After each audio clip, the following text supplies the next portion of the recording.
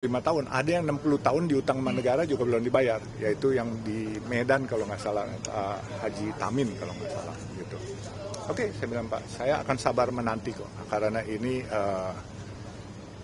kewajiban negara kepada kami, dan kami selama ini membayar pajak juga ratusan miliar setiap tahun, tapi kenapa kami harus lakukan seperti ini? Itu yang saya tanya Pak Mahfud. Ya, saya bilang saya sudah tidak di kabinet, saya tidak berhak mengomentari itu. Artinya setelah ini akan bertemu dengan Pak Hadi Cahyanto atau gimana Pak? Ya, mungkin kita akan cari waktu, tetapi saya lagi berpikir karena ada ketemu teman-teman lawyer tadi, siapa ya, Pak Hamid Basyabi, sarjana hukum, saya kepengen melakukan coba class action, karena kalau warga negara hutang kepada negara tidak bayar, bisa disita jaminan, bisa dibekukan. Saya mau coba class action karena ada aturan yang tidak boleh barang-barang negara disita. Nah, saya coba minta dari Pak Hamid. Pak Hamid. Nah, saya akan menunjuk Pak Hamid sebagai lawyer untuk mengajukan class action terhadap peraturan negara yang tidak boleh disita. Ya, jadi ada aturan ya. Yang saya kira itu hubungan jadi tidak simetris antara negara dan warga negara. Kalau warga negara punya utang dikit diuber-uber sampai ujung dunia kan, sita barangnya diinin segala macam. Tapi kalau negara yang berutang, padahal dia sama-sama subjek hukum, nggak adil jadinya kan. Jadi kita mau uji, mungkin ada judicial review bahwa jika negara berutang kepada warga negaranya, dan itu banyak sekali. Jadi misalnya ganti rugi polisi salah tangkap gitu ya, kalau Pak Mahfud tadi menceritakan itu ilustrasinya.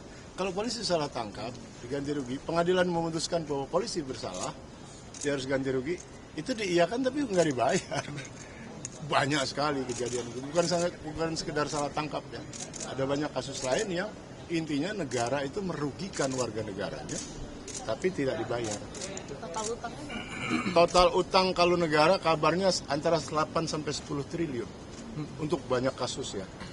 Untuk Pak Yusuf Hamka kan sudah tahu ya angkanya. Itu sudah mau judicial review rencananya. Pak ini kan sedang mempertimbangkan ke KPK juga udah ceritakan tadi. Belum. Tadi saya udah bicara soal KPK sama beliau. Iya, jadi mau ke KPK juga mau tanya karena ada info dari KPK bahwa itu sudah memenuhi kualifikasi merugikan keuangan negara. Jadi kalau dia berutang, misalnya dengan kasus Pak Yusuf Hamka berutang, lalu keputusan pengadilan menetapkan bahwa kalau tidak dibayar, maka setiap bulan didenda 2%. Anda bayangkan kalau dari 500 miliar saja misalnya ya, 2% itu kan artinya 10 miliar per bulan. Kalau dia berjalan setahun 120 miliar, itu kalau piutangnya 500 miliar. Kalau 1 triliun ya pokoknya Anda bisa hitung sendiri. Kemana duit itu dan kenapa? Kan negara jadi dirugikan karena dia harus bayar. Kalau didiamin terus, itu masuk kualifikasi merugikan keuangan negara. Pidana. Ya toh? Kan jadi pidana. Pejabat yang bersangkutan tidak membayar berarti pidana, atau memperkaya diri sendiri atau orang lain, kan begitu definisi korupsi. Pak, periode sekarang ini kan sebentar lagi Bapak juga dikabarkan sudah berbincang dengan Pak Prabowo ya Pak, itu bisa disampaikan Pak soal berbincang waktu itu saya nggak tahu, dulu lain sebelum kasus ini. Nggak ada hubungan. Tapi akan ada perbincangan dengan pemerintahan selanjutnya karena Pak Prabowo nanti yang akan jadi. Ya, tentu tetap saja. kita uber terus. Tentu saja, karena kita kan melihat negara ini satu, gitu ya. Yang ngurus ganti-ganti kan begitu. Yang mengurus ganti-ganti tiap 5 tahun presidennya ganti, menteri-menterinya ganti. Tapi kan subjeknya dia tetap adalah negara. Jadi tentu saja akan diurus. Itu logis saja ya, bukan sesuatu yang luar biasa. Soal pilkada Pak. Ntar aja kita cari sesi. Ini aja soal. Habis ini kita Boleh Pak, respon aja Pak soal isunya Pak. Respon sedikit Pak. Dia diisukan jadi wakil Kesang, gimana responnya Pak? gini.